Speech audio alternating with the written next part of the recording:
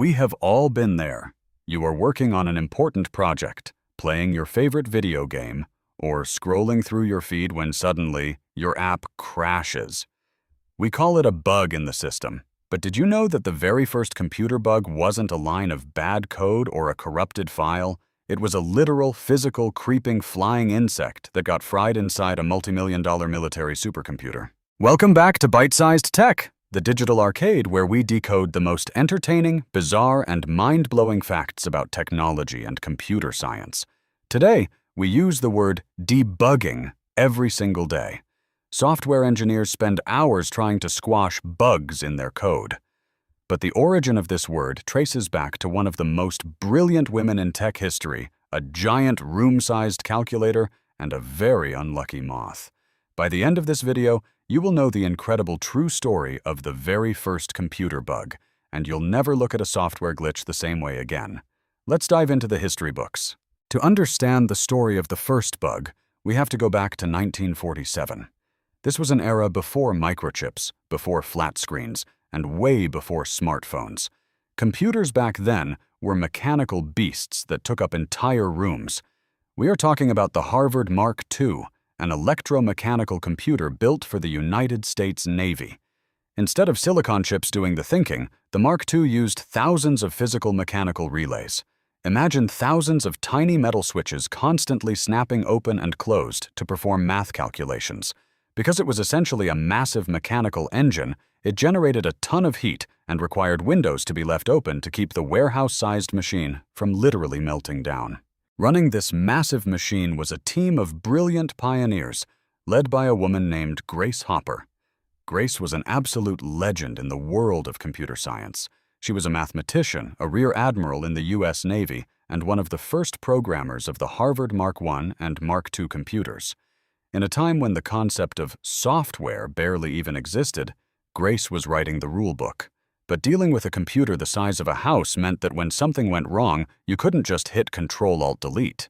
You had to physically walk inside the machine and inspect millions of wires and switches by hand to find the problem. The legend begins on September 9, 1947. The Mark II computer was crunching numbers when suddenly the system experienced a massive failure. A specific calculation was failing over and over again. Grace Hopper and her team of engineers started hunting for the problem. They walked through the aisles of the massive machine, checking panel after panel. Finally, they reached panel F, relay number 70. When they looked closely at the mechanical switch that was failing to close, they didn't find a broken wire or a melted fuse. Wedged between the physical contacts of the relay was a dead moth. Drawn by the heat and the glowing lights of the vacuum tubes, the moth had flown through the open windows of the lab, landed inside the computer, and was crushed by the mechanical switch, completely short-circuiting the system. What happened next cemented this moment in tech history forever. The engineers carefully took a pair of tweezers and removed the fried moth from the machine. But they didn't just throw it in the trash. They took the moth and actually taped it into the team's daily logbook. Underneath the taped insect, they wrote a brilliant caption: "First actual case of bug being found." From that day forward, whenever the computer would break down or there was an error in their work, Grace Hopper and her team would joke that they were debugging the machine. Now, to be perfectly fair to history, the word bug had been used by engineers like Thomas Edison decades earlier to describe mechanical flaws.